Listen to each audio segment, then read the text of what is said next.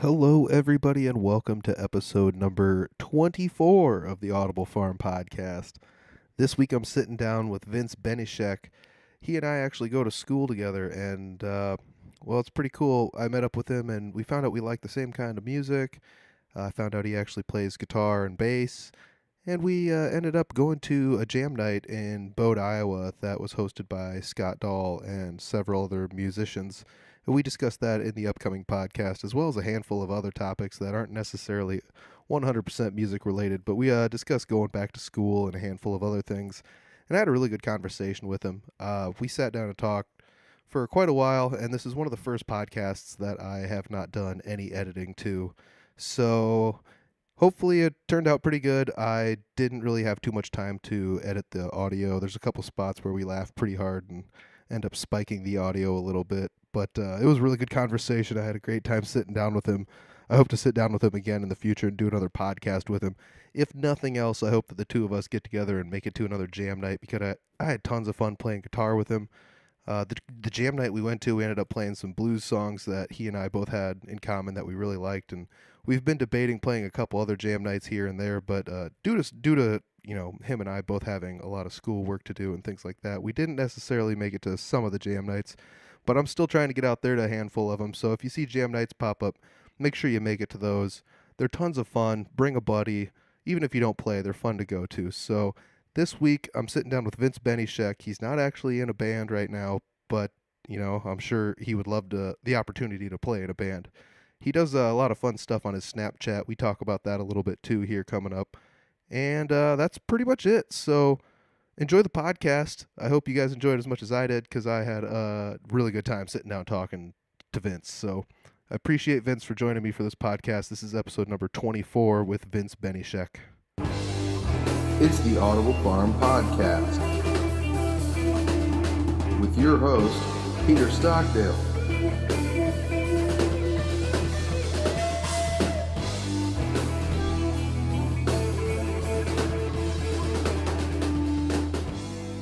So I'm sitting down today with Vince Benyshek. Is that correct on the last name? Yeah, Benyshek. Yeah, that's it. You're right. Benyshek? Yep. Okay, not Benyshek. Yep. Okay, so yeah, like we met at Iowa Central. We both started doing the accounting program here at the school, and it's pretty crazy because, when I first started seeing people around the class, I just kind of was like, oh, this guy knows what's up, I just For knew, sure. yeah, slightly on a different wavelength than most people, I guess. It's I don't know. This might be some banter we could take out, but No. It's totally like I've talked to Nikki about that. We've kind of discussed that a little bit. It's like I feel, and I've talked to other people in the class that are younger, and when I'm explaining stuff to them.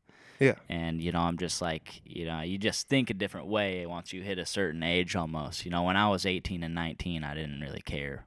So Yeah, well, I was the same way. So it's that whole going to school when you're a little bit older. It does help a little bit because you kind of want to be there a little bit more. Oh, for sure. Yeah, I guess with my deal too is I'm almost at a perfect age for me. I think I was getting mature enough to want to sit down in a classroom. Yeah. So.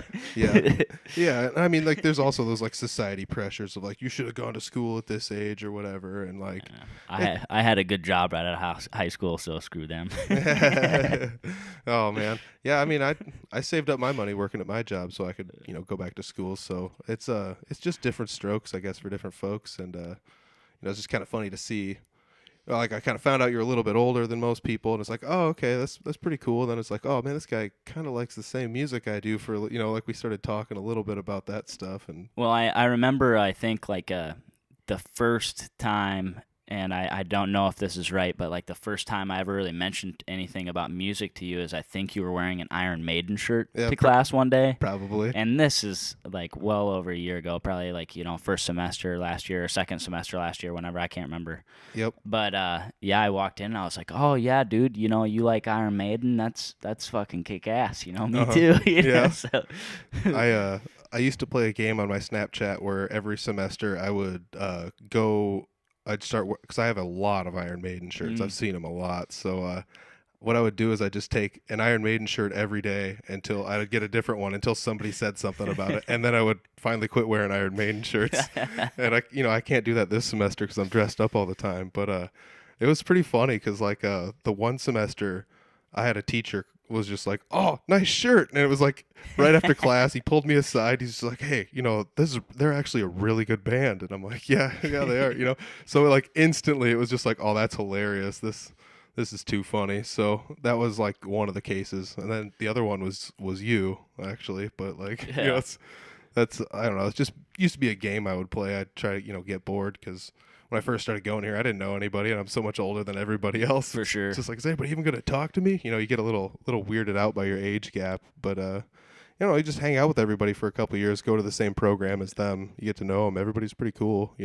Definitely, man. And with the age gap, like you're obviously a little bit more than me, but I'm still, I'm almost 24, and everybody else is like 18 and 19. So it's still kind of weird for me, being around, even though like I'm on the rodeo team and I have all of these teammates and I'm around them all the time. It's still like, whoa, like, and I'm walking around with these dudes and like, and I don't know how to explain this. It's like you go to hit on like these young chicks and you don't even, it didn't even fathom to me at first, like, oh, like I'm talking to these young gals, that are like 18, and then like, oh, all of a sudden I realize, oh, they kind of think I'm weird. Yeah. Yeah. So it's kind of funny. I realize that, and I'm like, oh crap, and I realize, they're my youngest brother's age, and I also think that's a little weird. When you start relating it to stuff like that, it's really odd because it's like one that got me was like I'm closer to a lot of people's parents' age than I am to their age, and I mean it's not that way with everybody, but it's just like, oh, it's kind of crazy, but all right. Anyways, well, that's super funny too because last year when I came to school here, there was a girl on my team, and I'm really good friends with her family, and used to hang out with her dad all the time. So like her dad's one of my really good friends. So I'm going to school with this dude's daughter, and he's like one of my good friends. So it was really funny. Like we had a home rodeo, and we went out to the bars afterward together, and we get smashed and go back. Like we go back and knock on her door, and it's probably like 2:30 in the morning. We're like banging on her dorm door, dude. It was just funny, but oh man, yeah.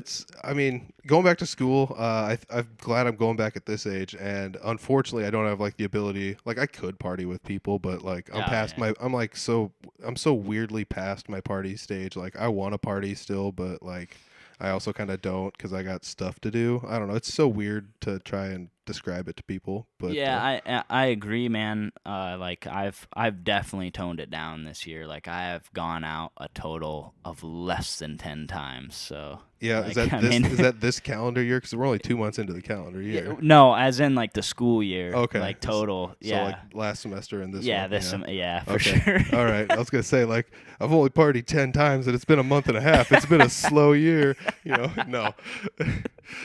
No. So. But yeah, like, I mean, I do recall one time, it was last summer, I'm playing the Rockin' Picnic in Humboldt, and we put some videos online, and you were just like, dude, you're playing Ted Nugent, this is awesome. Oh, for sure. And, I mean, that's when I kind of was just like, yeah, dude, like, this guy knows what's up music-wise, too. We started talking a little bit more about music, and then I remember you were just like, dude, you're playing Freddie King. And I was just like, oh my God, he knows who Freddie King is. So, it's just one of those things. It's like a breath of fresh air. I don't have to listen to click tracks with rap going over top of them and stuff like that around people at school. Cause like the first couple semesters, that's all people were like, listen to this. And I'm like, oh, it's not my favorite kind of music. Sorry. But then I get to meet somebody that's like, Freddie King is cool. And it's like, oh, that is awesome. So. I totally know where you're coming from, man, because there's like nobody that listens to that kind of stuff. Yeah. And, so it's like, man, when you were playing that deal in Humboldt, and I remember like the first one I commented on maybe was you were playing Stormtroopin'. Yep. And no, like if you find any kid that is going to school here that knows that song, yeah, like I'd probably give them $100 if I had $100 to give them. Yeah, because no kidding. like that's just unheard of. Oh yeah, totally. So, like, and everybody knows Stranglehold and stuff like that, but, Stormtrooping is a badass song, too. And I'm like, oh, man, that's so cool. Some other dude's playing that. Like, I learned that on bass a really long time ago, Yeah. Well, that was like the whole gist with that gig was we threw a band together just for that show. And, I mean, it'd be awesome if we could do another couple of shows. I was actually thinking about that on the drive down here while listening to some music. I was like, man, we should get the Stockyard together and throw this song together again. But I mean, we tried to pick songs that everybody knew that wouldn't be their most popular. Like we played "Gots to Get Paid" by ZZ Top was another one. Oh yeah. And it's like, also played, that was our opening song, and our last song was "Just Got Paid." Yeah. So it started out with "Gots to Get Paid" and then ended with Just Got Paid. So we had, a little tongue in cheek and fun stuff like that, but we also tried to like not pick the most popular song by every single band that we play. But Stormtroopin' was always like one of my favorites. The lyrics just seemed to fit pretty well, like in almost any time frame, just because of the way that things seem to be going in the socio-political environment that's around everybody. Totally agree. Totally agree. That's actually why I really like that song too, is because it's just lyrically is everything kind of fits into it now, and it did then too. I mean, the song was written about around the time during the Vietnam War. Yep. So, I mean, yeah, I've always thought, I'll be watching like a World War II documentary of all the Germans like storming Europe, and it's like, oh, Stormtrooping would be badass to play right now, or even like Star Wars, that's where it's, exactly. You get it from. Yeah.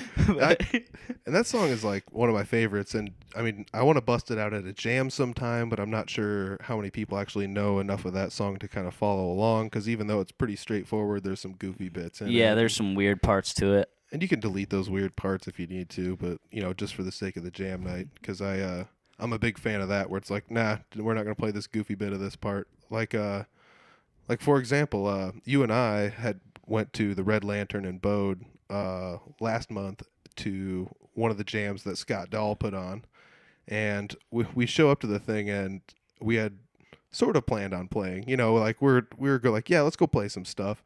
And I always go into those kind of jam nights with a full intention to yield to anyone else that's going to play. If somebody else wants to get up there, I'll let them play first. Doesn't matter to me. But like Scott Dahl just came up to us and was just like, puts our names in his phone so he can announce us, and he's just like, how many songs do you want to play? And it's like, I don't know, like 2 or 3.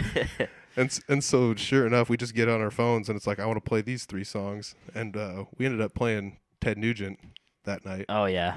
We did play Stranglehold, which has become one of the songs that I guess I play probably too much at jam nights, but it's one of my favorites, and it's fun to play. And that's another song that's got a little goofy bit kind of most of the way through. When that bass gets to the low part, and it gets to the low part there.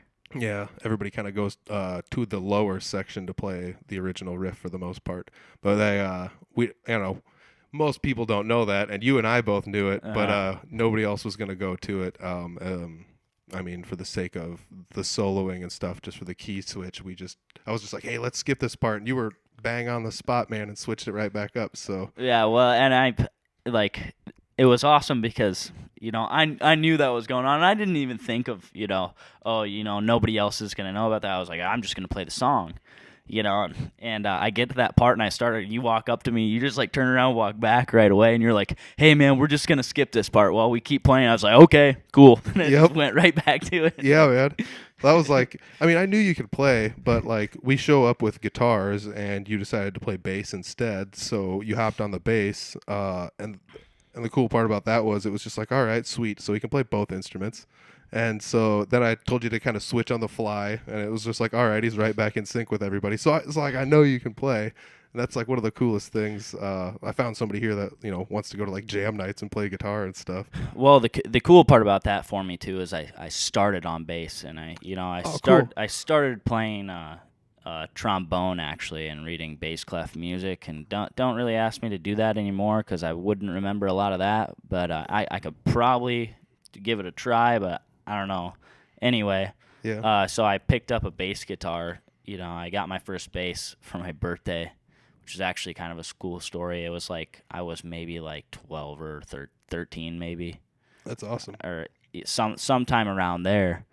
And I remember, I asked for one for a long time because I had a buddy that played guitar, and he's like, "Oh, you should play bass with me. I need somebody to play bass with me." I was like, "Cool, dude. Like, I want to play bass, like with you. I want to Yeah. play. I want to be a rock star. Because what teenage kid doesn't want to be a rock star?" Yeah, exactly. And so I remember it's like 2 weeks before my birthday, and I'm like, "Oh yeah, hounded my mom. What'd you get me? What'd you get me? Blah blah blah." Go into our storage room, and there's a loft in our storage room. And I climbed up there one day just for the hell of it. I don't even know what I was doing, Yeah. but I climb up there, and there's this red Yamaha bass sitting there. Kind of a cheap bass, but it was like Yeah. metallic red, Uh-huh. and had the PJ style pickups. And I'm like, "Oh man, they got me a guitar finally. Like, this is so badass, dude." I was so happy, and I remember that. And I just told my mom, I was like, "You might as well give me my present early because I found that thing already." Got me a little PV amp to jam on. Oh, that's sweet. So, Oh man, that's actually a really cool. Like, I didn't know you actually played the bass to begin with. So I mean, there's something we already learned. Like, I've known Yeah. you for like 2 years or something. I learned. So that's pretty sweet. I actually started playing the trumpet in high school. Well, I started in like 5th grade, but I played all the way through high school until like my senior year. I kind of gave up, through high school and didn't really practice at all. Unfortunately, I picked up the guitar and was just like, I want to be I want to be a rock star, and that was like my rock star experience was in high school. I tried my best to live out all the dreams I had. yeah. And, Oh yeah. now I'm just trying my best not to prove that I didn't peak in high school. I don't know, like it's so, but yeah, like I still think if I really wanted to, I could play some trumpet. Probably not very well. Oh yeah. But like, I bet you could probably bust that trombone I out if you really I had to. I guarantee I could play a couple notes, and I'm pretty sure without moving the slide at all, the first note you learn is like an F. So I'm pretty sure that's right. Yeah. I don't know. I can't remember for sure, but I'm pretty sure. I actually don't know, unfortunately. So Yeah, well- we could Google it, but let's just leave it up to somebody to make Yeah, fun of us on the if you- internet for not knowing. Anybody out there listening, hit us up and let us know. Yeah, Iowa's 14 trombonists are going nuts in their car listening to this. No, I don't know, but yeah, I kind of miss playing in a band like that though. Like did you play in your school band? Actually, I played in band, and it was in junior high. I did in high school, but I also played in jazz band, and that's. Did you say you did or you did not in high school? I did not in high school, but okay. it was more less from the time I was like in 5th grade to 8th grade, Yeah. and I played in jazz band as well, and I thought the music we played in jazz band was really kick-ass, I thought. Yeah. Like, there's a lot of bluesy stuff in there, and we had a phenomenal guitarist and a phenomenal cool. sax player, too. Oh, that's sweet. Mitch McAndrew on the guitar and Caleb Schmidt, he was the sax player, and those guys are awesome. Yeah. But yeah, I remember that, and they ended up doing it all throughout high school, and it's no wonder because they were awesome. But that really helped me form a taste in music. Yeah. As when I was around that age, and you're sitting there, and I'm, I was hanging out with, Mitch, the guitar player, and that's the reason I started playing bass was him. And Yeah. I was always a rocker, and we were listening to blues stuff. He got me into a lot of different kinds of music, man. So it's a big shout out to him for growing up with Yeah. him and another buddy of mine from back home too. So Yeah. I feel like everybody when they're growing up has that one person they lean on quite a bit for their like musical preferences and stuff that kind of shape them and into who they are today. oh, for sure. And, I mean, like, maybe I'm fortunate enough to have a couple of them, but I used to always hang out with Tom Hannerhan, who's this guy that I grew up with in high school. He was in my first band when we were growing up, and we always listened to like a bunch of punk music and stuff like that. Pop punk was kind of, we kind of phased in and out of that and started listening to some heavier punk and some older punk, and but then I started listening to metal, and that was with Clint Blumker, the guy that plays drums in Three Finger Betty and Unity and 5 or 6 other bands at the moment. Like he just played a show. Crazy. He played a show in St. Louis not too long ago, I think. I mean, he's always playing shows, it seems. So it's pretty cool for him. But yeah, it's awesome how like you can always go back on those memories and be super fond about just kind of talking to people. I just remember so many times going to like CD warehouse and buying used CDs, and Oh, it's just yes. like, oh sweet, like let's get these Anthrax CDs, and then and I'll burn a copy for you, and you burn a copy of the one you bought for me, and Oh, for sure. and then we'll both have each one. And that was how like I got a copy of Among the Living, because I bought Spreading the Disease and he bought Among the Living, and it's like, well, let's just burn a copy for each other. And it's like, you guys, like a $4 CD wasn't cheap enough, Yeah, right. Well, like looking back on that, I did the same crap with like I'd download music onto iTunes and stuff, and like. Yep. Like not like buy it from iTunes. Like I'd download it onto my iTunes from the internet, and then I'd burn CDs of it. Yeah. So I'd have full CDs, and I did go out and buy a whole crap load of CDs. Like Oh yeah, dude. when I was young, that, and I some records too. I have a vinyl collection, but I got a lot of my stuff from my parents. They grew up in the 80s and 70s and 80s, and that's the stuff I really started listening to, and the stuff I really liked. Yeah. So I remember I found a Kiss Destroyer. My mom had that. Nice. My dad had a couple Motley Crue. He's a huge Aerosmith fan too. I just started going through and listening to Aerosmith's full discography recently, and Nice. I was pretty blown away by how damn good it is. Yeah. It's good stuff. Yeah, like honestly, I never really thought of Aerosmith as like a huge big band, and then I found like a huge Aerosmith collection that my dad has. Yeah. And it was all on tapes actually. Oh, that's cool. And yeah, which is nuts. I had a truck that had a tape player in it, so. Yeah, dude. I had a car that had a tape player, and I amassed quite a collection. Yeah. So. But they definitely, both my parents had a bunch of tapes, man. So I also think it's kind of weird that, like, you were talking about how, like, you used to download music, and, like, quite honestly, I did too. Who didn't back in the day? Yeah, Let's for say, if sure. we're all honest with one another. But it's awesome. Like, it's just weird how that just, like, phased out and went away. Like, everybody started building up, like, iTunes was one of the first places you could go, and it's like, here, buy this song legally if you want to. Yep. And people are just like, all right, it's 99 cents. I don't care. Let's do it, Yep. And it kind of changed the way the music scene went. Everybody just wanted to get a single, that was so popular that everyone would buy the single at least. And then if they wanted to, they'd buy the whole album. And it's just like, it kind of changed the way the music scene kind of did things. And then people just started giving stuff away for free and put it on YouTube, and you could listen to it that way. And then Spotify came about, and it's like, well, hell, that's just $5 a month. And then where's like the ethics of that lie? Because every band, like, oh, you got 14 million plays, that's 9 cents. Yeah. Where's the ethics and all of that kind of stuff? Is that is that any better than downloading stuff on Napster? It's and I don't think it is. The whole iTunes thing is kind of a decent idea. The 99 cents for a song or whatever. I don't think that's too bad of an idea. Yeah. Really, but yeah, as I started to get older. And I mean, when I started to get like junior or senior in high school, I was like, man, I'm never gonna like pretty much pirate something again, because like, I felt bad about it, because I was like, oh, if I want to be a musician, then I don't want to get screwed too. You know what I mean? Like, yeah. And but yeah, to touch on what you were saying about how like the people would buy the single, I don't think back in the day when they'd just release when they had the records and stuff, Yep. they'd cut, their single on one side and the other, on a double-sided, and release it before the album. Yep.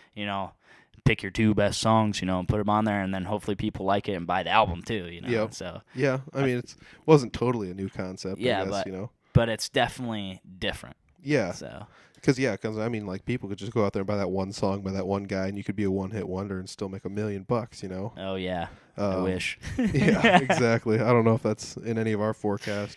I mean, the fact of the matter remains that, like, obviously you and I don't have aspirations of being rock stars so much anymore. We just really like to play, and that's the reason that we play. Yeah, I agree with that. And if I ever fell into a chance to be in like a band that was really good, and I didn't really I had the opportunity, yeah, and I had the money saved up to where, hey, I could do this, I'm definitely gonna do it. And I would still like in the future to like record some stuff of my own, whether it be songs that I've kind of written down, or, well, I don't want to say songs. I want to say half-ass songs that I've written down because I've got a couple that are like, just little bits and parts of halfway songs. done, and I'm just Yep. like stuck there, so I move on to something else, Yeah.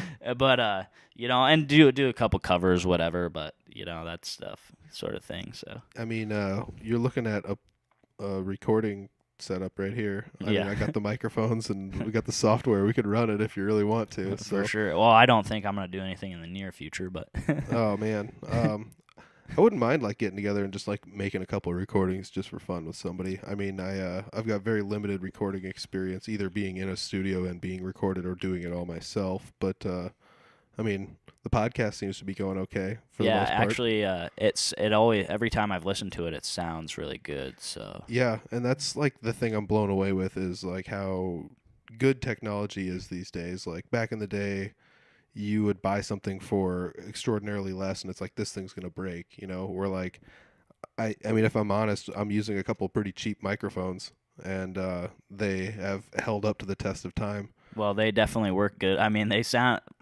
phenomenal when I listen to it on YouTube, So Yeah, man. I mean, that kind of harkens back to this. Like that's just something where it's like if you have Amazon, somewhere to find anything you want. That's not a plug for Amazon. Don't support them if you don't want to. I really don't care. But so like you go on Amazon, there's like every single thing you could ever imagine on there. And back in the day, the internet used to not quite be like that. So like when I used to download stuff, when I like you quit downloading stuff, and then for a while it was just like, man, I want to listen to this band from Finland that there's no way in hell anyone anywhere near nowhere Iowa could find me this band import this thing in and find it. Like I used to go to a place in Chicago and it was called the Rolling Stone, and it was just a record store, and Nice. they had records and CDs and stuff, and they had a giant section of imported stuff, and it was just like that was the place I always went to like dig through to find these like foreign bands that I had like read about in guitar magazines or like heard about in articles online and stuff. And it's always super tough to get their music sent over here, and you could never find it anywhere. So like if I ever had to, those would end up being like what I would end up downloading. But yeah, I mean, like way back in the day, we'd burn CDs for one another and stuff. And I've still got like a stack of burned. Actually, almost all my burned CDs I gave away to somebody that kind of needed music in their life, and they didn't have enough money to like even have internet to have Spotify. I don't even think they had a phone at the time, and I just gave them all my CDs. I was like, here you go. Yeah, damn. Like, so I mean, those are all the burned ones. But man, I've got dozens upon dozens upon dozens upon dozens of CDs that I've bought. I mean, I've got like the entire Maiden discography on CD. That's like another like a band for a while. It's just like we got to get them all. Like might as well buy all the albums. Cause why not? And then it was like, oh, Megadeth, better buy them all. Like there's a spot in there where there should be another album. So I just when I was doing stuff like that, I'd every time. When I was a kid, I started that, before I had a license or anything, and I'd like detassel for money in the summertime, dude. Yeah. And so like every time I went to Walmart or something with my parents, I'm running. I'm like, all right, I'll catch you later, man. Like I'm running to the CD section, the electronic section, and looking through everything they have. Yep. So, Yep. And now it's a situation where like you probably, I don't know, I heard, there's a lot of stuff there that's edited. I don't know if they still do edited CDs, but like you used to not even be able to find anything unless it was edited there. And that was like kind of what turned me off. I think the last CD I bought at a Walmart, and this is going to make a bunch of people chuckle because I know some people are going to listen to this and laugh about it, but it was Sonic Boom by Kiss. Oh God. And yeah. So I oh man. Hey bro, it's okay. I have a fucking a huge, I mean, like 4 foot long by 3 foot wide Sonic Boom Kiss poster at home. Oh man, it's just one of those things. In retrospect, and the more you know, and if you don't know, it's not one of Kiss's. It's not heralded as their best album. Let's put it that way. Yeah, we'll leave it at that. Sorry if we ended up spiking a little too much while we were laughing, but that's what you get. So yeah, like. One of the reasons I wanted to do a podcast with you actually was like the fact that you and I kind of like met by happenstance, went to school here. It's just kind of weird that like you're from one end of the state and I'm from like near this area, and we met. We have like this age difference. We kind of like the same music. We end up going to a jam night, jamming together. We're in the same program here at the school. Yeah. We're both doing accounting. It's just kind of weird that I still think it's crazy that I met you, and I'm not trying to like get all bromancy on you, but like it's super crazy that you and I ran into one another and went to that jam night, and I still just like, dude, that's super cool. It's like a life experience, you know? Oh, for sure. Actually, dude, I'm so glad you asked me to go do that because, it's I love playing music, and I had never played with any of you dudes before. Yeah. And we just show up and just jam, and it's just awesome. Yeah. And I'm gonna agree. I think it's crazy too that we met. Like I was. Like a dude like you was the last person I was expecting to meet here. Yeah. I'm an accounting major, bro, and I'm on the rodeo team at Iowa Central. I'm riding broncs and stuff, and I'm here to rodeo. But then this dude in walks with an Iron Maiden shirt. I was like, oh, that's kind of badass. I wonder about this dude, and we just start talking music. And you mentioned Freddie King. I think Freddie King was a badass. And I'm just like, we got to play Going Down at the jam night, and that's such an awesome song. Yeah, man. That's been one of my favorites for a long time. Same. Yeah. If a lot of people are like, I've never heard that song, but if you've seen the TV show Eastbound and Down, it's actually the intro song to that TV show. I actually have seen that, and now that you mention that, I honestly never realized that. Oh man, that's awesome, dude. It's so cool because like the first time I heard it was actually at I was watching a G3 jam, and that's like a Satriani vibe, and they'd always pick a third guitarist to come with them. They'd go on a tour, and they would each play like a small set, and then at the end they would come out and do like a jam together, and they all three of them would play a song, and that was like the first time I ever saw people jamming. Honestly, it was like. You go, it's like, oh man, it's so crazy. These guys are playing songs that aren't theirs, and they're just adding solo after solo, and it sounds super cool. And how do they do this? Oh yeah. Oh, they just pick a key and go with it. It's obvious now, but like when you're young and growing up, like these guys are wizards. That's a good way to put it. So then they start playing Going Down, and I'm like, this song is awesome. How have I never heard this song? And then I like listen to the original version. I'm like, there's like piano in this. Like, how did they change it up? And then like I said, as you get older, it's just like, oh, duh, and I've played it with a handful of different people in a handful of different ways, and sometimes I play it with a little more swing, and sometimes I play it with more of a driving beat and get like a double time feel out of it, to make it feel faster. But it's all just kind of whoever's there and what's going on, and that's one of the reasons I like going to the jam nights is you never know who you're going to get to play with and who's going to stand next to you. And every time is different. Every time you show up and you play, it's with somebody else. You and I got to play with Scott Dahl and Ron Lee King. Oh yeah, that was cool, man. By the way, I just want to send a huge shout out to the guys that put that on, Scott and Bruce and all those guys. Yep. Because that was awesome. So yeah. We even switched up. We had Scott came out and sang a song, and Duran Watts played the drums, and Bruce played guitar with us. We actually got to play Midnight Rider, and it was like a 7 to 9 minute rendition of Midnight Rider. Yeah, I remember. I hadn't played bass in so long, I forgot. Yeah. How the stretch, Yep. and I was sitting there playing that super easy, but my hand was killing me. Yeah, it's a simple riff, but if you could stretch it out and kind of your hands get tired playing it, and it's just one of those. It takes a lot more strength than you think to play a bass compared to the guitar. It's always one of those funny things where I'm primarily a guitar player, but I have a bass and I play it sometimes, and every time I pick it up, I'm like, this thing is heavy, this thing is long, and it takes more muscles. Well, and that's one thing. When we stepped up there, and I'm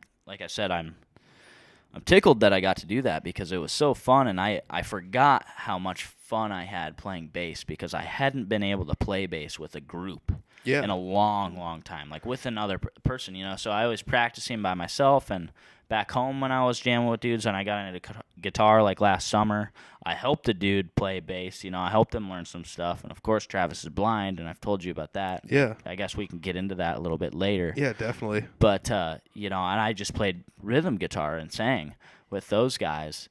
And when we got there and we started talking about what we're going to play, I'm like, well, I know how to play this song on bass. So I can play bass, and we can go up there and jam and do it, you know? And I I totally forgot how much different his is. You know, Yeah. it's the same, but it's different in a way, you know. Uh-huh. But and I totally had forgotten how much I had really enjoyed like keeping a rhythm on a bass guitar, man. So I really had a lot of fun doing that. Yeah. So. And you know, it's like a priceless thing to actually have these things happen in our community, and it sucks when they get canceled. And last night I got all my homework done for the most part, and I ended up going to the jam night at Patty's Pub in Fort Dodge, and I had a great time. I showed up late.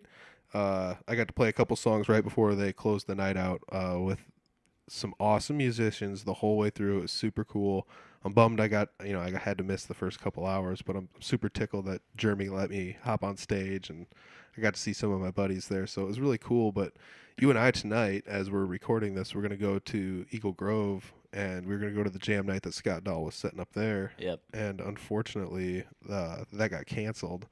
And so we shifted gears, and now we're recording a podcast instead. And I brought an acoustic over. Maybe we'll play a couple jams, maybe not. But Yeah, I'm gonna go out and go ahead and blame that on Canada for sending us all this snow. yeah, what the heck? I mean, I've never seen snow cancel so many things as I have this year. It's pretty mind blowing. Like, I guess I never realized that. I mean, the weather has been pretty bad, honestly. Yeah. Like, compared to usual, but. Oh, for sure. But yeah, like I kind of wish we could have went to that jam night, and you got a big course load, so you couldn't afford to go last night to the jam night. Yeah. Unfortunately. Yeah, I was doing some homework with that, and you know, I know you were doing that too, but then did some other things. But yeah, I wish I could have gone, but I was just a little too tired. Yeah, that's the way it goes. Let's give a shout out to Rails Bar and Grill. They were going to host the jam night that we were going to go to tonight. I wanted to make sure to mention their name, and so if you want to, you can check out Rails Bar and Grill on Facebook. I believe that they will update everybody when they change the date on that, because I believe they're still going to try and have that changed to a different night. But it was just for everybody's safety, because it's supposed to get pretty junky out tonight, and Yeah, it's supposed to start freezing rain and stuff like yeah, that. So and I heard there's gonna be tons of wind and whatever. So I guess I hope everybody's traveling safe. If you're listening to this at the moment, a lot of people listen to this to and from gigs and things like that. So if you're out there traveling right now, make sure you stay safe. Now I want to mention something here before we get into talking about this blind bass player that you've talked about a little bit Sure. with me.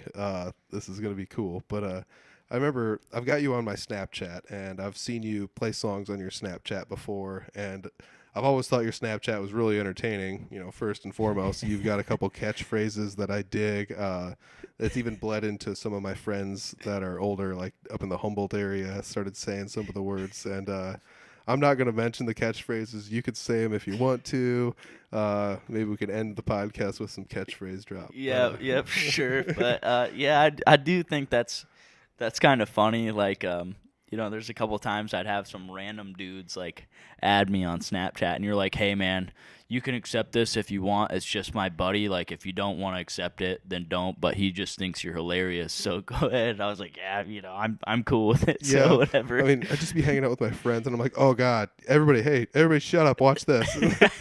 And it's you like talking about like a storm front rolling in or something. Yeah, something ridiculous. Yeah, you just pick something menial, or sometimes it was something whatever you were doing at the time, and it was just like, check this out, you know. Yeah, But, just stupid stuff. Yeah. Oh, yeah. Oh, gosh. You know. I appreciate the love for that, though. That's I don't try too hard. I really just try to be myself everywhere I go. Yeah. And that's just me being goofy, really, and that's just me trying to be me. So Yeah. Well, like every now and then you'd toss in like some of you like playing guitar and singing songs, depending on who it was going to be. Usually a lot of older stuff, a lot of stuff you can pull off with an acoustic and Yeah. things like that. And as of late, you've started putting a lot more of those things on there, and some people have even had like requests for songs, and you've even played some of the requests for people. Yeah, I definitely got to start working on a little bit of those. It's actually kind of cool because I always got feedback from putting stuff out there. You know, everybody loves to hear it, and I've been told I'm a decent singer. I don't really think so, but that's what they always say. You're better than me. Yeah. But yeah, so I put that out there, and I get a bunch of people hitting me up. They're like, dude, we love it, keep at it, blah, blah, blah. So then I decided, whatever, about a week ago, it's like, hey, if you guys have any requests, hit me up. I just don't do pop country stuff because I don't like that. I think it all sucks. Yeah. But It's a lot like any music that becomes really popular. It becomes like a caricature of itself. It's almost yeah. like everything just keeps going more and more over the top until it's just not enjoyable. I mean, I feel like almost every music genre did the same thing. I will agree. There's certain instances where, for example, you have like hair metal in the 80s. Dude, that was the first thing that came to my mind. When that started getting too over the top, everyone just instantly turned their back on it. And they said, done. Yeah, and then the grunge scene came around, and which I never really got too into. Like, everybody loves Nirvana, I feel like, and I never really got too into that kind of stuff. I think Kurt Cobain had some good lyrics, and he was a decent guitar player, but I don't know why. But I heard some stuff the other day. I totally forgot. I was going to look that up for you. Some dude, I've mentioned a dude that's on my Facebook that posts, he's like grew up in the 90s and stuff, and he posts all that stuff. And he posted a song, and it was the first time I'd ever heard that song. I'd have to look that up for you in a little bit. But yeah. Oh, man, that'd be cool. I've been known to be a big Nirvana fan when I was younger and a not very big Nirvana fan when I was older. But the odd thing about that is I've tipped back and forth on who I like in the grunge scene so many times. Like, I was an Alice in Chains fan for a while, and recently for some reason I found myself really getting into Pearl Jam. Whether or not that's a good thing. I was never super huge into Soundgarden, but that's, I'd give or take that. I did dig me some Chris Cornell solo stuff for a while. I bought a couple of his albums because I got really into that. It was like a dark folk kind of sounding stuff. I don't know how to describe it. It was odd, mostly acoustic, but still Chris Cornell. This one, I just found this, is Soul Asylum. Runaway Train is this song I was listening to the other day. Soul Asylum, man. And I'd never heard of these dudes, and I heard the song, I was like, wow, that's not too bad, I kind of enjoyed that, so. Dude, I will have to say, 90s music is definitely not my favorite unless we're going to start talking about thrash metal, because like early 90s thrash metal was really cool. But, dude, they can write songs in the 90s. Everything was catchy. Like, I bet you could turn on the radio to people playing 90s music, and it's, most of the lyrics to most of the songs. Yeah. It's just the way it's going to go. Well, I think it's funny. Have you ever seen the movie Ted? Yeah. You know, where he's like, oh, it's like I can fit any 90s song into this tune. And he's like, they're at that party or whatever, and the mayor, Ted, he's like, I can sing any 90s song, like, yeah. I can't do it, but. I mean, that's one of the other funny things about how like music just comes down to preference, and just because I don't necessarily like music as my first choice doesn't mean I'm not going to listen to it. And that's something that came with age. Agreed. Like when I was younger, it was like you just yell at people like, turn that crap off, and like nowadays I can handle most anything because it's kind of like there's so much music out there, you're never going to be able to listen to it all. So it's when I hear new music, or music I haven't heard before, it's just kind of like, I'm going to give this at least a fair shot, I totally agree, but I used to just not even give it a chance, and now I definitely, it's like I'll give anything a chance, really, and, I may have said, oh, pop country sucks earlier or whatever, but if somebody says, oh, you should check this song out, I'm going to check it out, at least, but. Yeah, I was guilty of not too far back, a buddy of mine tried showing me a pop country song, and I was like, all right, I'll check it out. And about 30 seconds in, I asked him to shut it off. And he's like, wait, let's get to the chorus. And so, we get to the end of the chorus, and I'm like, I'm done with this. I'm like, sorry, but, so I do have a little bit of snobbery sometimes here and there, but a lot of my preference just lies now on anybody playing anything that resembles something like an instrument. Like, I don't care if you're using... I don't want you to just have a laptop DJ, but like, DJs scratching records. Like, I thought that was the coolest thing in the world when I first started like trying to learn how to do it. I bought a couple turntables and I did a little bit of it, but it's actually super difficult. Like, Yeah. So then I started dinking around with some digital stuff, and I was like, oh, this is a little bit easier. And then I started realizing like, oh, if you get a, fancy stuff, the software does most of the work and you don't even have to try hard. And I'm like, That's not that fun. But like I looked at people using like 64 key launch keys, and I can't remember the name of them right off the top of my head, but making all sorts of like DJ music with that, and like, even that's like pretty interesting to me. Just obviously, I'm preferences guitar and stuff. Yeah, and I'll say the same. I find a lot of stuff interesting. You know, if you can make up your own thing, like that's always going to be cool. Yeah. But yeah, I'm definitely, I have the utmost respect for anyone that's good at playing an instrument, because I know, like, I've tried to play many instruments, Yeah. and it's not hard to master it. I'm not a master of any of them, to be honest. Yeah. So. Yeah. Oh, you said it's not hard to it's not easy. Yeah, to not easy. Sorry. Yeah. Yeah. That's another thing. Like a buddy of mine up in Humboldt was just like, I'm gonna get a drum set and learn how to play drums. And I, tried teaching him how to do the basic drum beats and stuff like that. And he was just like, dude, this is hard. And like after that, he was just like, well, I'm gonna try learning guitar. So he like gets a guitar, and he's just like, man, this is hard. And after that, he was just like, dude, music's awesome. Like these guys, like I don't even know how these guys do this, because he tried to play it, and it's not like he gave up, but he realized how difficult everything was. Oh, yeah. And that would like gave him all this new perspective on it. Well, it's like, and I don't even think I'm that good of a guitar player. I know enough to where I know what I'm doing, and I've been playing for, I first got a guitar when I was probably like my first like 6-string I ever bought was when I was around 16. Uh-huh. So that's been almost 8 years. Yep. And I'm still not even that good. Yeah. Well, I mean, I've been playing 15, if you could call it 15. I took like a break in the middle where I just never picked one up. I don't know, I think I've talked about it a little bit on the podcast, but I just, didn't play for a while. But yeah, I don't know. We'll just call it like 15 years I've been playing, and I'm still only this good. And it just comes down to determination and having the time for it. Like when I first started going back to college, I found myself with a lot of free time, and it was like, what do I do with all this free time? So, I started Audible Farm. I joined a band, and then it was just like, well, if I'm going to be an asset to this band, I should probably figure out what the heck I'm doing.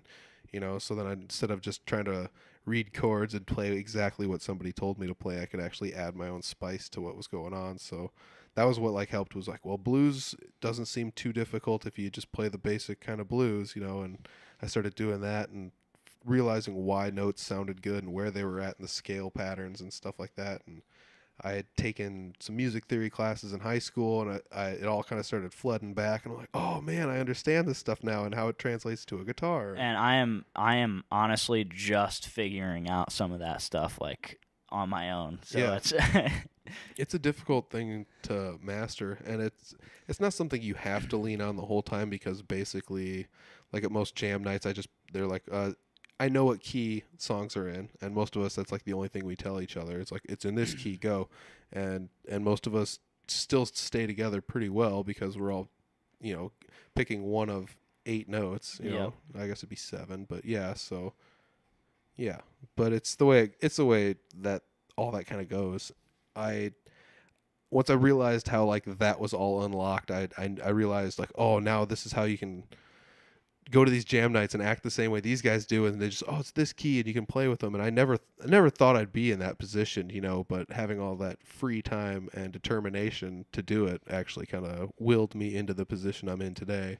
And I don't have the time to practice as much now as I used to, but I don't know. Oh, it's neither dude. here nor there. I totally wish I had more time to practice, and that's another thing too, is of the years I've been playing guitar, there have been a few where I just didn't pick it up, like I was doing other stuff, Yep.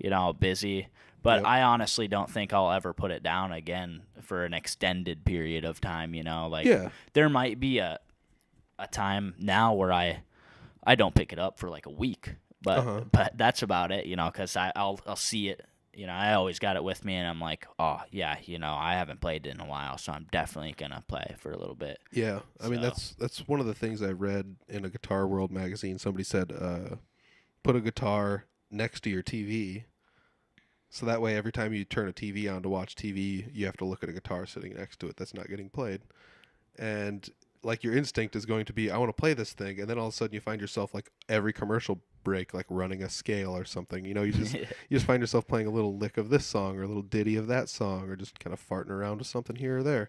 and then you find yourself playing the guitar most of the time, and then ignoring the TV, and then the TV's off, and you're playing. And, it's this like weird thing that starts to build. And even if you just play a little bit here and there during commercials, you're still better off than not playing it at all. Oh yeah. So sometimes you can trick yourself into playing more, and sometimes just getting a new guitar, getting a new little piece of gear here and there kind of thrusts you into wanting to play more because you're like, oh, I got to try this thing out now. Well, and that's one thing I like too is like I don't, I was showing you, I only have my acoustic and my bass here, and all my other stuff. I have another two basses back home, which one I gave to that blind dude. Yeah.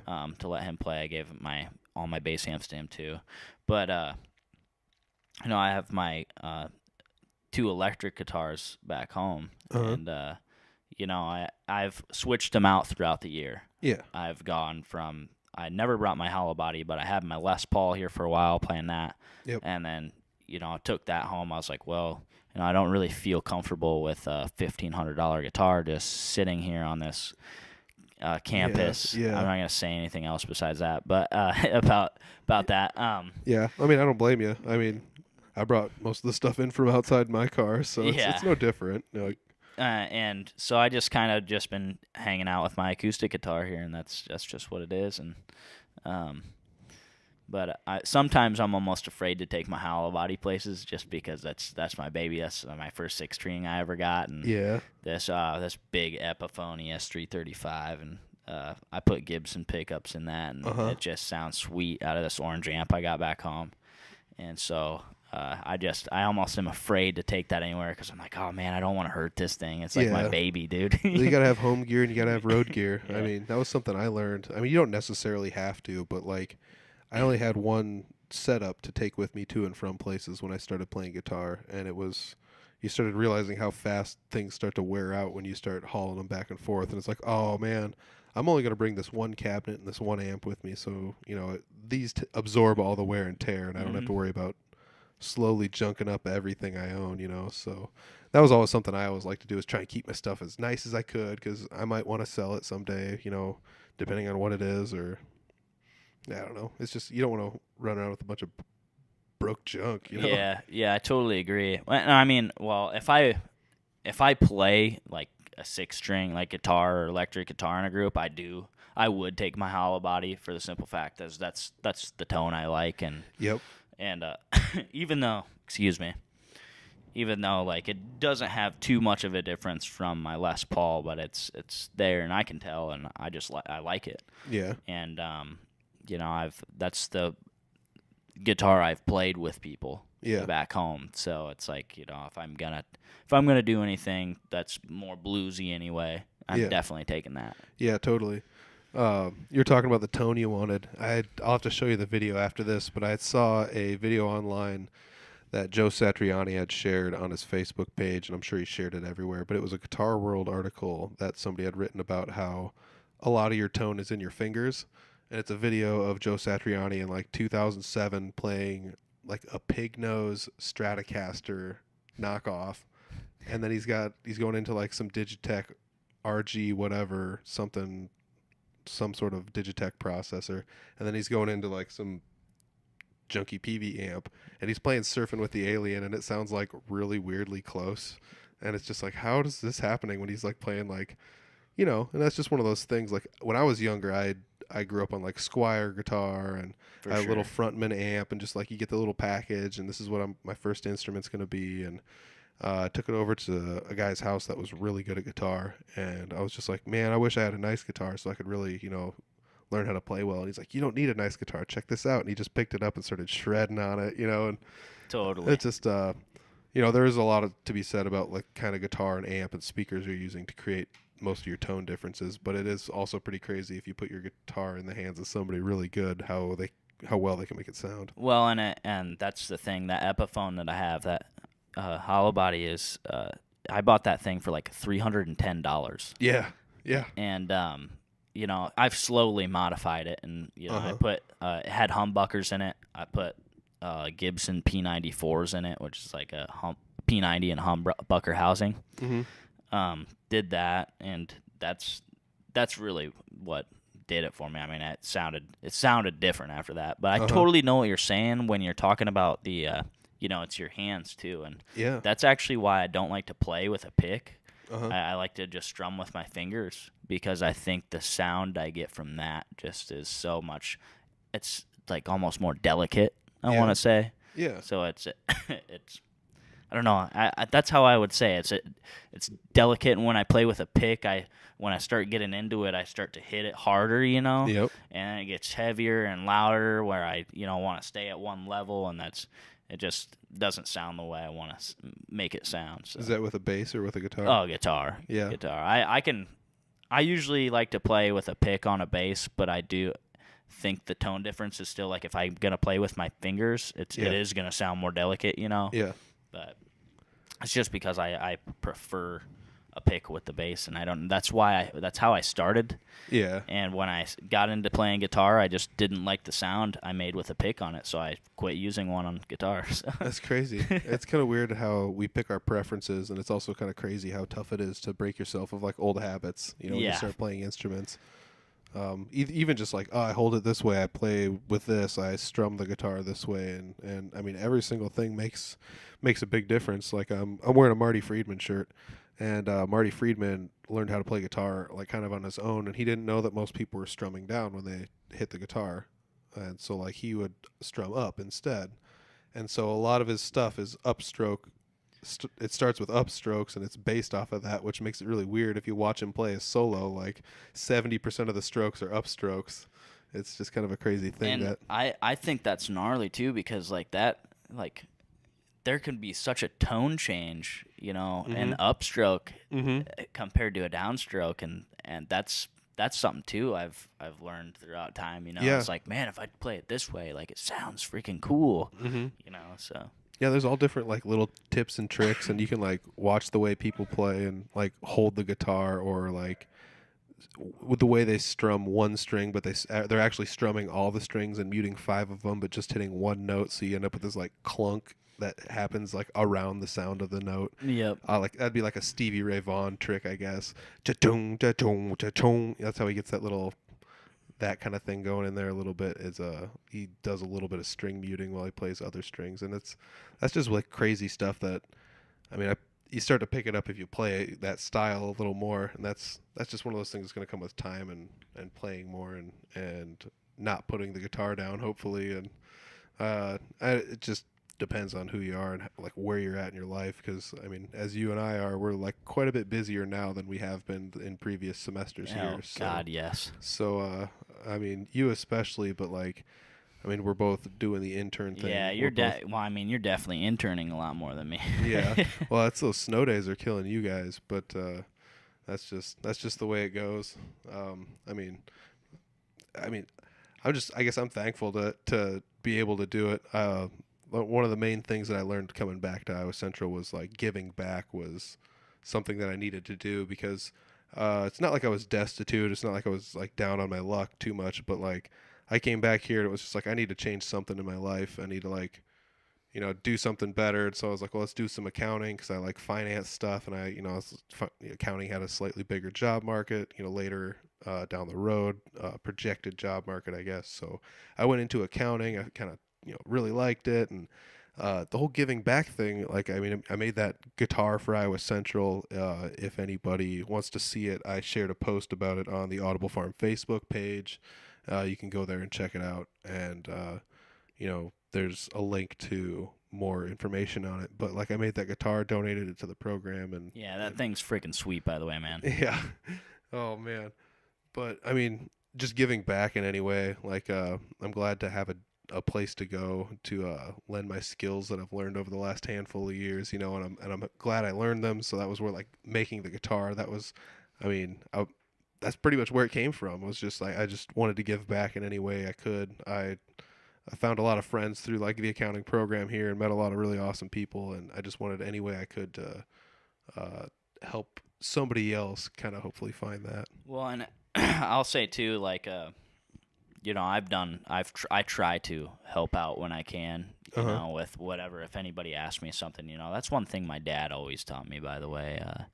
And I guess we don't really need to get into that. It doesn't matter, I guess. But, my dad always really taught me to work hard, and he was always the first person helping anybody that needed help. And Yeah. so I guess I kind of learned that throughout life, and it does really feel good to help other people. Yeah, it does. And, but yeah, touching on like being in the accounting program, I'm so glad I chose this major because I think Doc Don's awesome. Yeah. Nikki's awesome, and there is an excellent group of kids in that program. I don't think I could trade it for anything, Yeah, I mean, the instructors are great. The program's great.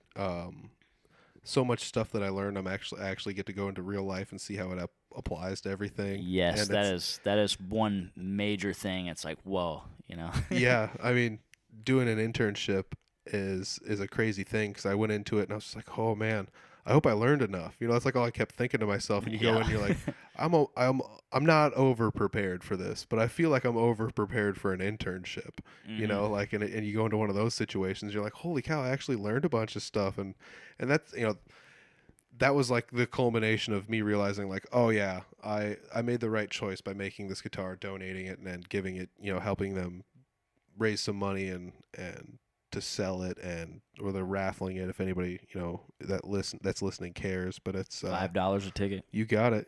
Hit me up if you want a ticket. I can sell you one. But yeah, we're raffling that baby off, and I'm really excited to see how many tickets are being sold, how much people are taking to it and enjoying it online, and I'm just like I said, I'm just glad I could give back. I knew I had to. It took me a long time to learn that in my life, that you had to like work hard and do all these things and not take the shortcuts, because the shortcuts seem like you get there so much quicker, but you're actually not. You're not getting there quicker. Yeah, you're not learning anything with taking shortcuts. No, it's 100% fake it till you make it. And I'll tell you what, fake it till you make it can get you some places sometimes, but you need to put the legwork in order to be able to fake it to make it. Yep, like exactly. That's the thing. Like if you come prepared, you probably won't fail. Like no matter what. So you gotta come correct to things like this. Yeah, as long as you prepare yourself, and that goes for really anything, as long as you prepare yourself and are ready for challenges, you can go out there and be a cocky SOB and think, man, I'm the baddest mofo out here. Yeah. And touching on the fake it till you make it stuff, because if you're prepared and you know what you're talking about, like you're gonna do something good. Exactly. I mean, that's one reason like most people that like, I don't know, this guy plays guitar, he thinks he's so cool, whatever, and it's like, dude, he deserves it. You know how many hours he had to put in to be this good at playing a piece of wood with strings across it? Like, yes. Like, come on, cut this guy some slack. I mean, same thing with like, if dude, computer programmers, something like that, whatever, I don't care. Like, you guys are all rock stars too. Like, the older I get, the more I realize everybody's kind of a rock star. Yeah, it's like, man, I can't do that stuff, bro. It's cool. Like, dude, this guy's a mechanic, and some people are just like, mechanic's not a great job. Screw that. This guy's a wizard. He's like, his whole entire knows everything. His life is like an engineering 3D puzzle. Like, it's like the craziest thing in the world, and every puzzle's different, and some things times it just doesn't work, and they got to fix it. And it's just crazy to me. I'm just glad I've gained the perspective while being here, and I think it's probably time we shift gears and talk about this blind bass player. Oh yeah, for sure. So I'll start off with his name's Travis Allen, and he's one of the coolest dudes I've ever met. Went to high school around the time my dad did. He's like maybe 2 or 3 years younger than my dad. Uh-huh. And they used to go to all these badass concerts. I've heard so many stories about them going to just kick-ass concerts back in the day. Like, man, I wish I could have freaking gone to that, Uh-huh. And let me ask you this: was he blind back in the day? Was he been blind? No, okay. no. That just recently happened about 10 years ago. He started going blind. Oof. And he can't really see for crap now, but he still paints. He was always a really good artist. And some of the stuff I'll have to show you sometime. Oh yeah, totally. Some of his stuff, it's really cool. But he still does that, and I can't believe it. Yeah, it's crazy. But anyway, I walk into his place, and I hadn't seen him in a while after we got done with school last year. Uh-huh. So my first year of college is done, and I go home, and I was actually really wanting to play with some people just from talking to you. Yep. So I was like, man, I got to find something to do. Well, I didn't even realize he was doing this stuff. Yeah. And I walk into his place, and he's got like this flat, and it's like he's got like this living room and like a little kitchen, almost like apartment style. He's got his bedroom. He's got a little workroom in the back where he paints. Yeah. And he's got this huge open room. Uh-huh. And it's like a separate, like, huge living room that it was like set up at like a studio almost. Oh, and he crazy. had like they had everything you could, like, he had his guitars, amps, the drum set, all the speakers, Oh, soundboard. gosh. That's crazy. Yeah. And so I was like, dude, what is this, man? He's like, well, like, we've been getting like a band together of a couple local musicians, Uh-huh. that we've been playing some blues stuff, and I was like, bro, I play. He's like, dude, I didn't even know you play. Yeah. We're jamming on Wednesday night. Come over. Oh, that's cool. I was like, okay, I'm bringing one of my amps, and I'm bringing my guitar, and we're gonna do this, dude. Uh-huh. And I just step in with these dudes and started playing, and they're like, wow, dude, your guitar sounds pretty badass. Like, that's cool. Like, you know what you're doing too. We tell you what notes to play, and you're playing rhythm that's kind of actually, like, it sounds really good with us. Yeah, yeah. So we want you to play with us. I'm like, okay. That's cool. Well, anyway, to touch on Travis, he usually plays like an upright bass. Oh, which is, cool. Which is freaking sweet how he does it, a fretless. Yeah. And he like doesn't mess up either. And yeah, so like we'll be playing stuff, and he'll just be playing, pretty much like blues chords, Uh-huh. throughout it. Yeah. And so he's doing that stuff, and I'm like, man, I'm watching him there one day, and he's not even like, he can't see it. So he's sitting there, and I'm playing guitar, and I'm like looking at him, and he's just like looking into space, just jamming on this upright bass.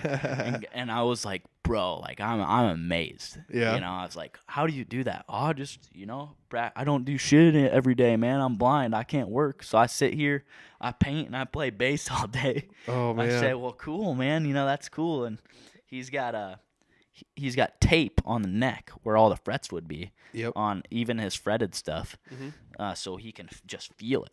Oh, that's cool. Just where yeah. he's moving his hand.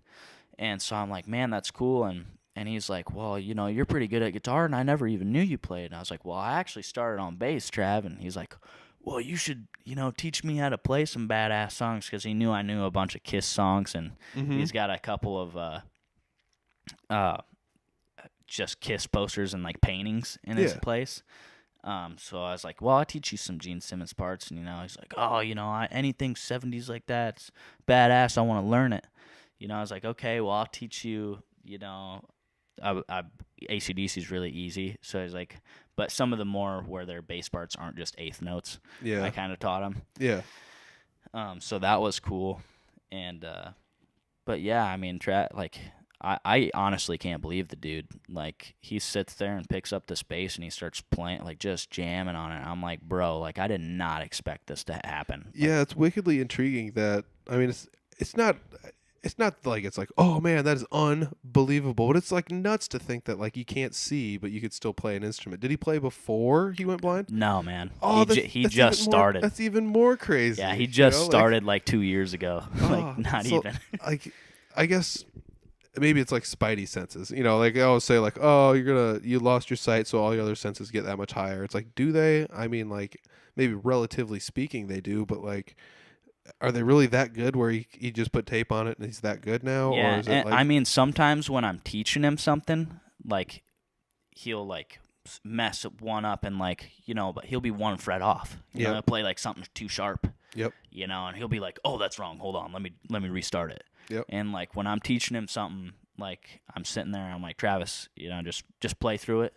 Yep. And if you mess up, you're doing this until you get it right. Yeah. And that's what he does, man. And so we've just sat there and jammed for hours on end drinking White Russians, man. Drinking a couple White Russians, and Travis is ready to go. He's like, oh yeah, like, let's play. Like, there are a couple times, and I'm from a town called Lisbon, Iowa. Yeah. It's about 20 miles east of Cedar Rapids on 30. It's probably got a population of like 3,300 people, something like that. Uh-huh.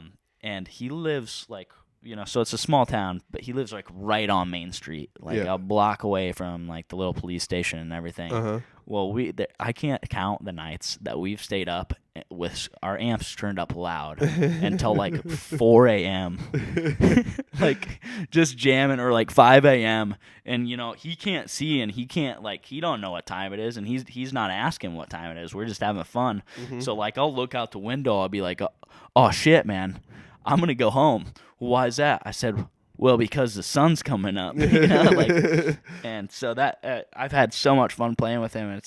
It's just cool to know somebody like that. I've known that dude most of my life, and just the fact that we can jam together now because we're both into the same kind of music, and we both can jam. And, that's just phenomenal, and it's really fun to teach him some stuff too. To let him learn, and then we'll just start jamming. And he'll be sitting there in the corner with his bass, and he'll just start busting out a bass line that I know, and I'll just join in like that, and it's just like, man, so fun. Yeah, that's the best. You're hooked when you hear, you start hearing some people play music, and you're like, man, I wish I could just jump up in there with them. Oh, and, yeah.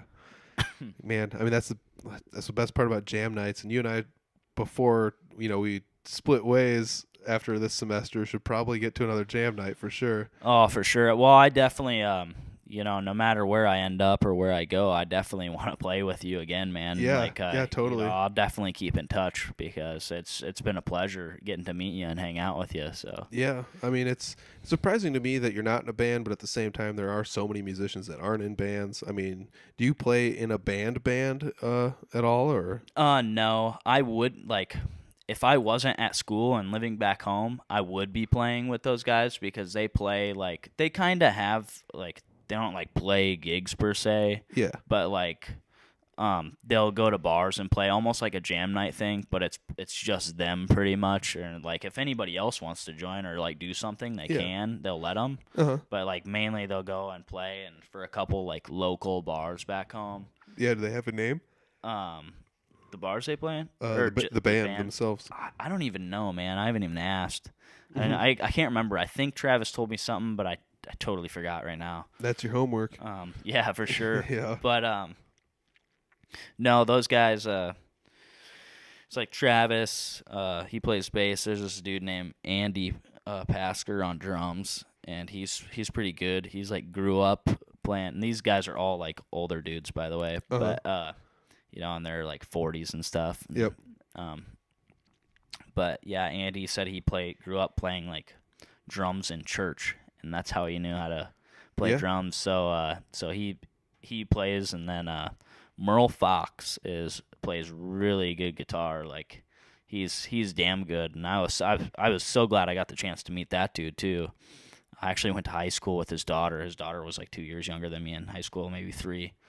And I'd never met him before until we started jamming together. Oh, yeah. And so I was like, oh, dude, like, I know your family and stuff, but I've never met you, and so cool. And he taught me some stuff, too. And another guy named Robert Zahorik plays with them, and he's taught me a lot on guitar, too, just, like, watching him. Like, I'd be playing rhythms, and he'd be playing, like, acoustic guitar. Yeah. And just like the fill stuff that he'd do in between chords, like really, like I was like, oh man, I'm gonna start doing stuff like that when I'm playing by myself, especially because it makes it sound so much better. Yep.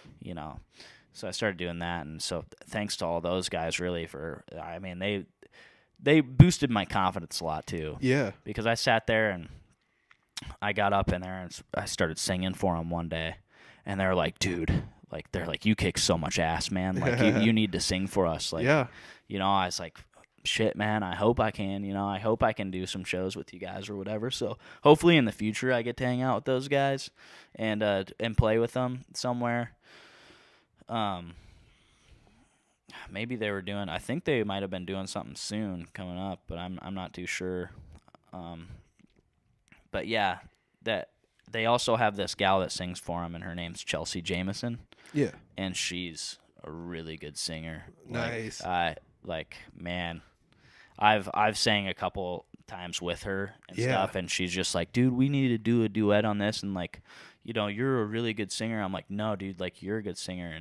And she's like, well, I really like your vibratos you do, with your voice. And I'm like, well, thanks, dude. Like, freaking like yours too. Like, Yeah, let's sing yeah. together sometime, you know? And Yeah. but it's the perfect mix of people like to play the old blues stuff. Like a lot of the stuff that we heard and bowed at the Red Lantern, Yep. like that those dudes were playing would be stuff similar to Yeah. like that old blues stuff, you know, and Oh yeah. to what we were playing. You know, a couple of Elvis Presley songs and stuff, and Yeah. Yep. yeah, it's just old school stuff like that. That was just you get up there and it was just fun to play with. You know? Oh yeah. That's some of the best. Some of the best stuff is just like some of the older stuff, and it's Yeah. simple yet complex, meaningful lyrics. You know, it's just Yeah. it's just enough to get everybody to enjoy themselves because you can play most of those older songs pretty easily. And I'm not like saying they're all easy because they're definitely not all easy, but Yeah, most of them are just, you know, blues and E, you know, or Yep. some crap like that, and Yep. and that's just, you know, I can do that, and a lot of the songs are just so easy to play that you get up there and I can just put in different stuff. Like I really improved playing guitar just from playing with those guys because I was like, oh, I know what I'm doing now. Like I Yeah. have a band to play with that I can see how this sounds when I do this. You Yep. know, so Yeah, that creates a lot of perspective too, because like playing a guitar by yourself is tough, and it wasn't until I got a loop pedal that I started like, oh, now I can play guitar with myself technically, you know. And then I started like doing like backing tracks online and stuff like that. So yeah, once you start stacking that stuff in there and you start hanging out with other people, it's kind of crazy. You can kind of see what they're doing and borrow a little bit of their style and nab a little bit of this guy's style. And before you know it, you got your own style, you know.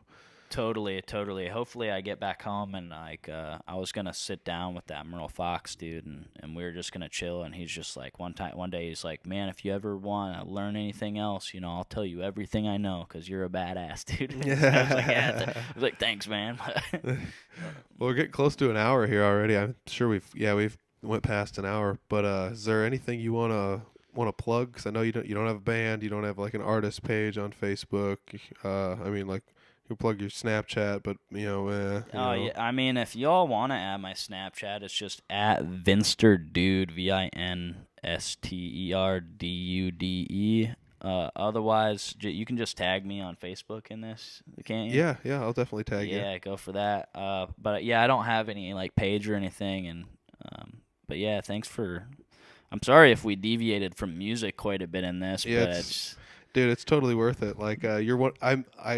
You and I kind of met each other and started, I guess, enjoying one another's company around the presence of music and things like that. So yes. it's definitely music related that the two of us became friends. And, Oh, for sure, man. and you know, like I wanted to get you on a podcast anyways because you and I kind of like the same kind of music and talk. And you said you played, and then we went to a jam night together, and I was like, gotta happen. It's gotta happen. Yeah, now. man. So, You asked me, and I was like, man, like at first, I think you had mentioned something before. I was like, I don't know if I want to, you know, like I haven't done too much with music recently, this and that. And then we went to that jam night. I was like, yeah, dude, hell yeah. I definitely Yeah. want to do this again, and I'll definitely do like podcasts, go jam, whenever. I don't care, dude. yeah, dude. It's a fun community full of people, and like those jam nights are like, let's say you just play a little bit, just show up to one and don't even play and just enjoy yourself because there's so many killers out there just playing some really fun songs. Yeah, especially to show up there and like see those guys like Bruce and all those guys and Craig Phillips. Yep. Josh's dad, our Yeah. teacher's dad. Yeah. But yeah, like that dude was jamming on bass, and Bruce was just lighting it up, man. Yeah. Like Ron King and all those guys. Like, holy crap, dude! I showed up. Like, I remember when we walked in and all those dudes were playing, and I was like, whoa. Yeah. Well, yeah. I don't know if I want to go up there That's- anymore. Yeah, exactly. Well, that's how I feel. Like that's why last night when I went to Patty's Pub, I just like sat back in the corner. I'm like, well, we'll see if somebody notices I'm here or not. And sure enough, Jeremy Ober saw me, and he's like, "You getting up there or not?" And I'm like, "Well, me and my guitar's in my car." He's like, "Well, I suggest you go get it," and he just walks away. So I was like, "All right, I'll go get my guitar." Yeah, I'm kind of disappointed I didn't get to go to that, but there'll be another one, So. Yeah, I mean, third Thursday jam nights at Patty's. Not getting paid to say it. I'm saying it because I enjoy it. Yeah. That's such a fun place. Not enough good things can be said about that. A lot of people come from all over the area to go there and make that happen, and surprise musicians show up that can just shred like crazy. I mean, there's there's kids well younger than you and I that get up there and shred better than you and I. Yeah. I mean, it's insane, dude. It is insane. We're talking Iowa Rock and Roll Hall of Fame drummers and guitarists. Almost guaranteed you'll see one there every single jam night. Sometimes you get 4 or 5. It gets wild.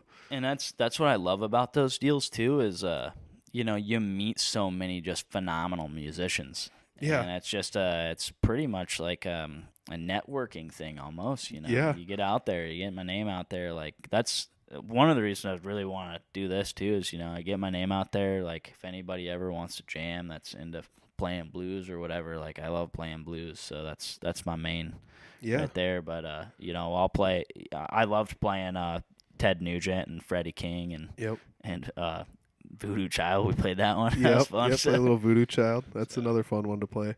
So yeah, like all the guys out there, I know a lot of the jam night guys listen to this podcast. And if you want, throw Vince a friend request on Facebook or, add him on Snapchat if you want, or whatever you want to do. I'd go for the Facebook. It's probably better because then you can see who's got what jams coming up and stuff. Because for sure, there's not always Facebook event pages for the jams and not everybody uses Facebook the same way, so it's kind of nice to have the right people to be friends with because they'll share it, more often. I'm not always the best at sharing things. Oh well, like I friended Scott Dahl on Facebook, so I've been in the loop with all the jam stuff going on. So I'm just like, man, yes, I so want to go. Yep. So found one of the guys that's helping to put on a lot of these jam nights, and if he's not putting one on, he's probably at one, and that's I love what he's doing in the area, and he was one of the first people I kind of tagged on to, and I was one of the first people I hit up for a podcast, and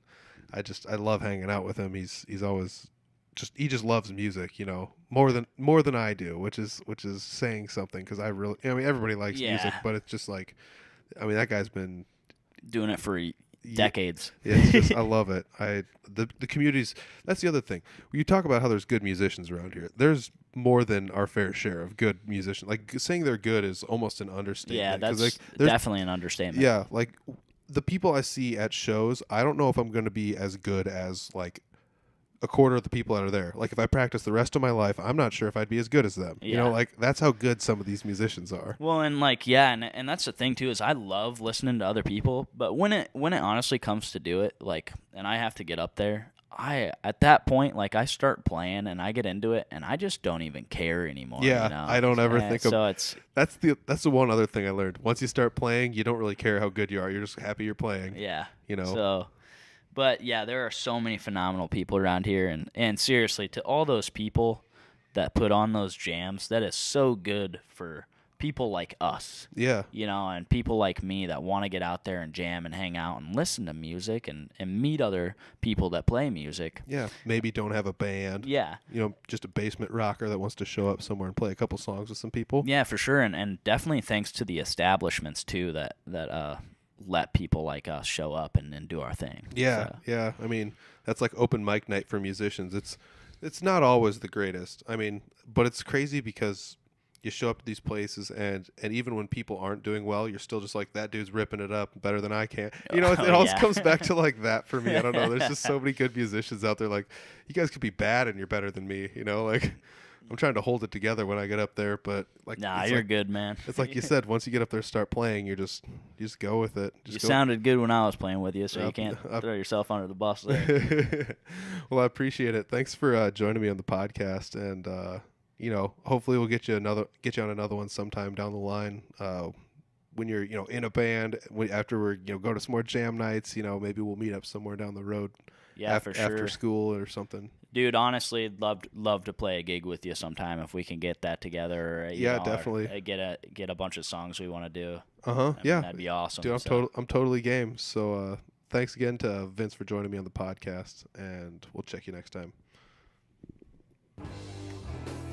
Yeah, that was a long one, but I'll tell you what, when you're having a conversation that's that good, it's tough to stop. I'll tell you what, I had a great time talking to Vince. I'm so glad he could join me for a podcast.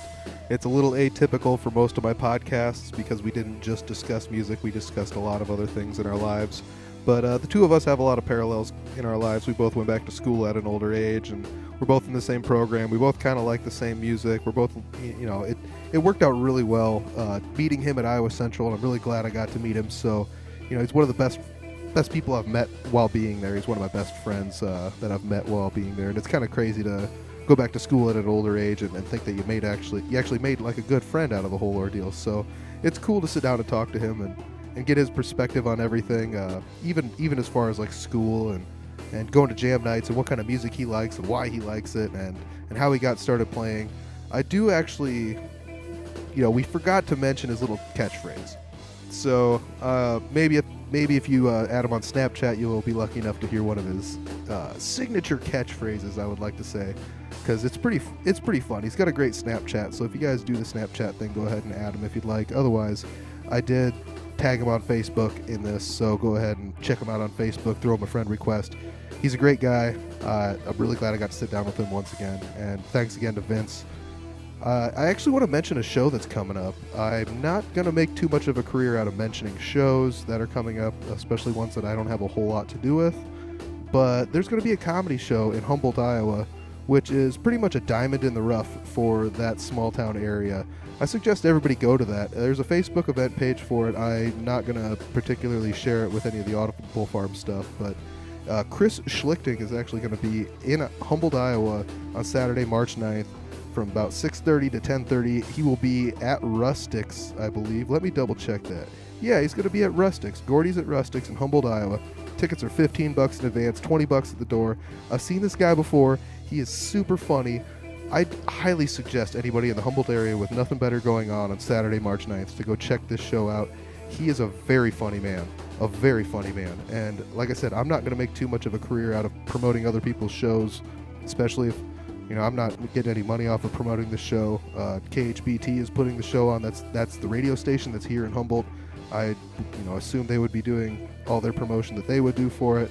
But I'm definitely going to that show. So if you want to go to a non-music related show, come check that out. It's going to be a super fun time. I can't wait for it. There's maybe some Three Finger Betty dates getting booked in the future, so make sure you check out the Three Finger Betty Facebook page for all that stuff. There are rumors of Unity doing some tracking for a new album that's going to drop soon, so make sure you go follow the Unity page online. We've got tons and tons and tons of music from all the bands that I've been in. Follow the bands that I've done interviews with. It helps these guys out a ton, and I mean a ton. I absolutely love the fact that people are listening to the podcast, even the people that they don't know, and they're getting to know some of the musicians that are in their area, because I'll tell you what, Iowa is scattered with dozens upon dozens upon dozens of great musicians. Absolutely fantastic musicians that are, as far as I'm concerned, national quality bands and people, and they're just great people altogether, because, Iowa has some of the best people around, whether or not you're from Iowa, and you may or may not disagree with me, but I'll tell you what, I've had a great time sitting down with everybody doing these podcasts, and I've done these for almost half a year now, which is mind-blowing to me. It's not like I didn't think it was going to last this long, but it's just kind of crazy how fast the time flies. I've recorded over 30 hours of conversation that I've had with other people, and I've loved every second of it. So make sure you check out all the bands that I've talked about over the last 20-plus episodes. Check in next week for another great episode from us. I will check you next time. Thanks a bunch for listening. Peace.